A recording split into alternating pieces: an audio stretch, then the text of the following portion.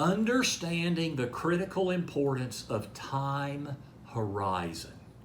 This is a fundamental tenet of wealth management and wealth creation, is understanding time horizon. Now, what that means is pretty simple.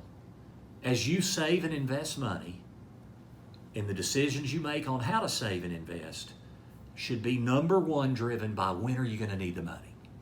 Okay? Are you going to need it next year? Or are you going to need it in 5 years? Or are you going to need it in 15 years? All right?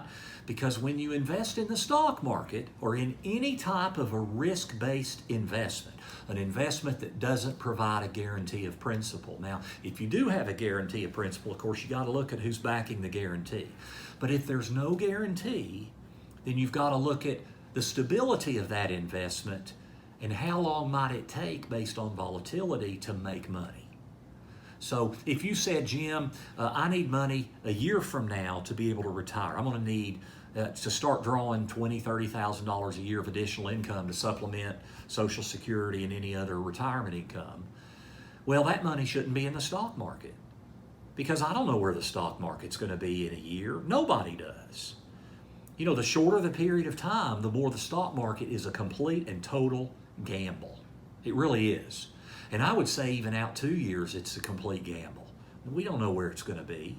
So if you're going to need money in the next year or two, or really the next 4 or 5 years, that money needs to be very, very stable or else protected and guaranteed principal. Now again, look at who's backing that guarantee. Money that you don't need for 5 or 7 or 8 years, you can maybe take a small amount of risk, but you still can't be too aggressive. What if we had 2 bear markets in a 7 or 8 year period? Well, then that money may not grow in 7 or 8 years if you're too aggressive. So you can be invested with some risk, but you've got to be somewhat cautious and conservative.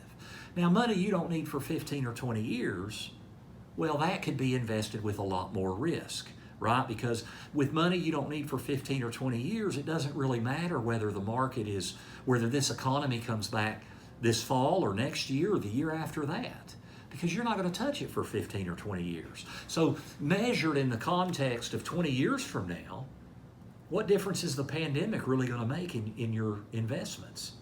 Probably not a whole lot. Now, there should certainly be a lot of long-term implications to all this government spending, but the short-term mechanisms of the stock market really are immaterial for somebody that's going to touch their market investments in 15 or 20 years. So when you get near retirement, see, this becomes critically important because you're going to need retirement income at some point.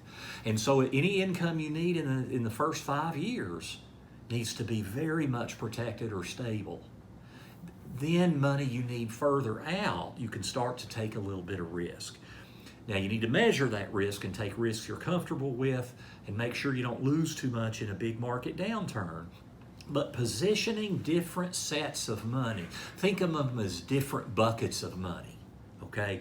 This bucket you're going to use in the next 5 years. This bucket you're going to use in the next 5 to 10 years. This bucket you're going to use 10 years from now, okay? But that's just one example. Setting up buckets based on when you're going to need the money and investing appropriately is a fundamental element of wealth management and becomes one of the most important elements in a retirement income plan.